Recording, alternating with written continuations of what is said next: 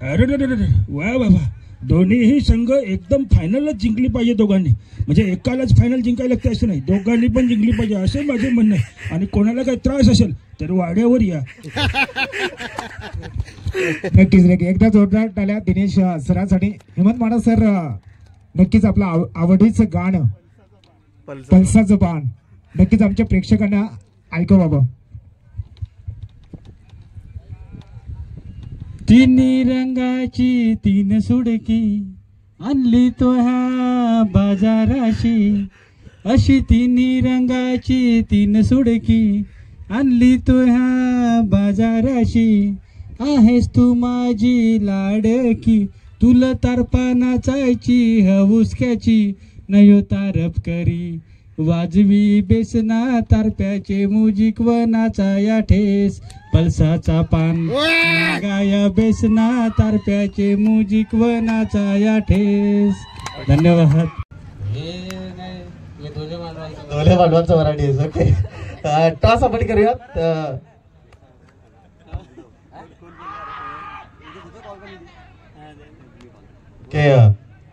GB warriors कडनं call दिला जाणार आहे. टॉस केला जातो अलिबाबाच्या माध्यमातून. हेड केलंय आणि हेड टेल आलाय. आर्यन 11 टॉस जिंकला. नितेश आहे. नितेश टॉस जिंकलाय. यस, आर्यन 11 4 ओव्हरची मॅच आहे. पहिल्या दिवसापासून आजपर्यंत आर्यन 11चा खेळ खूप चांगला राहिलाय. काय निर्णय घेशील टॉस जिंकला? बॅटिंगच घेऊ, कारण आम्हाला स्कोअर बनवायचा आहे. अशी पण आमची टीम गेल्यात जमाच आहे, पण बघू आता काय होतंय. आणि आज अलिबाबाच्या हातून टॉस झालाय तर कदाचित आम्ही खूपच रन मारू. खऱ्या अर्थाने मैत्री जपली, खऱ्या अर्थाने मैत्री जपली. आणि तो शेवटची मॅच हरू की जिंकू ते तोंड बघण्यासाठी आलेला आहे. तर बघूया मॅच कशी खेळतो. शेवटच्या मॅच बॅटिंग करताना धर्मा तर आतापर्यंत चांगला खेळला. आता शेवटच्या मॅचवर कोण असं तुला वाटतं का कोणी चांगला पद्धतीचा खेळ बॅटिंग घेतले? तर प्रथम बॅटिंग करताना किती धावांपर्यंत 4 ओव्हरमध्ये तुम्ही धावा कराल समोरच्या जीबी ऑरेंजच्या विरोधात?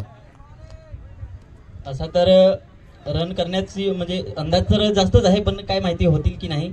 पण तरी पण आम्ही 4 मध्ये 60 रन तरी करू, 60-65 पर्यंत करण्याचा प्रयत्न करू. पण बघू आता, आमच्या बॅटर्सनी चांगले सिक्सर चौकार मारले तर होऊ शकतात. डेंजर मेंढ्याचा पण तसा चांगला सपोर्ट असतो, त्याचे डान्स आम्ही बघतोय. पुन्हा थोड्या वेळानं आम्हाला तुझ्याशी बोलायचंच आहे, मात्र मॅच सुरू आहे त्याच्यामुळे तुमच्या गटाला आली आहे ती आता फिल्डिंग. 4 ओव्हरमध्ये काय तुमचा मनसुबा असेल, किती धावांपर्यंत रोखा? मी टॉस जिंकला असता तरी फिल्डिंगच घेतली असती आणि मला फिल्डिंगच हवी होती. 4 ओव्हरमध्ये मी 40 मध्ये थांबवण्याचा प्रयत्न करेन. ओके, बेस्ट ऑफ लक आम्ही दोन्ही टीमला देतोय. आर्टिस्ट इथे पाहू शकाल एक ज्येष्ठ अभिनेता दलवी म्युझिक आणि हेमंत माडा त्याच्या शुभस्य नाणेफेक या ठिकाणी होते. केलं जातं. युट्यूब लीगला जर गाणं नसेल आपण बनवलं तर मग आपण कलाकार असल्याचं काय मतलब? मग मी त्या दिवशी मला थोडा झोप नव्हती लागत. उद्या मॅच आहेत, उद्या परवा. मग थोडा विचार केला का गाणं लिहू, तर मग गाणं लिहिलं 15-20 मिनिटामध्ये. आणि गाणं लिहून सरळ पहिले सिंगर लोकांना पाठवलं, उद्या जाऊन ना तिकडे रेकॉर्डिंग करा. त्याच्यानंतर मग ते लोकांनी रेकॉर्डिंग केलं, रोशननी आणि प्रसाद दादाने. आणि ते ज्या दिवशी आपल्या मॅच आहेत त्या दिवशी सकाळ परत कौशिक वाड्याने मिक्सिंग करून दिले. दिनेश सर देखील आले. दिनेश सर या पण इकडे. नक्कीच आम्हाला आवाज हेमंत माडा सर आपण देखील या. दिनेश सर 2 दिवस आपण नव्हता. दिनबा मास्टर संघाची जर अवस्था पाहिली तर थोडीशी खराब होती, पण आज तुम्ही आल्यानंतर काय असं टॉनिक दिलं दिनबा मास्टर संघाच्या प्लेयरना की हाफ सेंचुरी लागली गेली प्रसाद कदमच्या माध्यमातून? त्यांनी अगोदरच्या दिवशी ज्या चुका केलेल्या त्या दुर्लक्ष न करता त्या कशा झाल्या हे नीट बघायला सांगितलं. आणि शिवाय समोरचा संघ कसा बलाढ्य आहे किंवा तो कशामध्ये पारंगत आहे हे सुद्धा अभ्यास करायला सांगितलं. आणि त्यानंतर त्यांनी स्वतःहून आतापर्यंत या टुर्नामेंटमध्ये कोणी हाफ सेंचुरी मारली नसेल, पण आमच्या टीमच्या मारले, त्याच्यामुळे आम्हाला सगळ्यांना अभिमान आहे. आणि सगळ्या प्रसादने आणि पूर्ण प्रसादच नाही पूर्ण टीमने खूप सपोर्ट केला. खूप खूप चांगलं वाटलं. माझ्यासोबत हेमंत माडा सर जोडले गेले. खऱ्या अर्थाने तुमचं अभिनंदन. तुमच्या संपूर्ण दादा, टीमचं. तुम्ही काय सांगाल इकडनं. या आयोजनाबद्दल? इकडे पाठवा, दिसत नाही ते तिथं.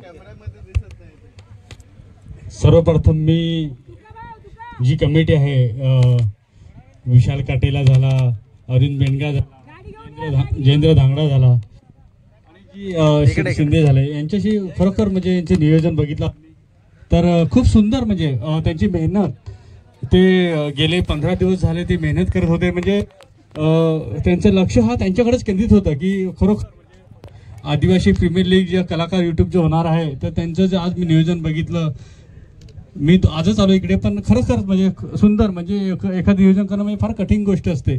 ते कुठलाही कार्यक्रम, एखादी शूटिंग जेव्हा आपण एक दिवसाची करतो ना, तर ते पण नियोजनला 3 दिवस विचार करतो काय शूटिंग असते. पण हे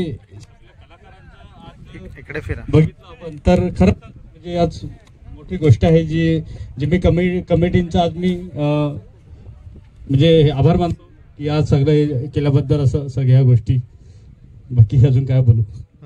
टॉस त्याला नाणेफेक साठी यायचं. नाणेफेक या ठिकाणी जिंकलाच. आपण काय स्वीकाराल? नाणेफेक जिंकून पहिला सेमीफायनल सामना आणि तोही एका मातब्बर संघाच्या विरोधात हेमंत माडा सरांची टीम आपल्याला पाहायला मिळते. काय रणनीती असेल या सेमीफायनल मध्ये? नाणेफेक जिंकून काय स्वीकारशील?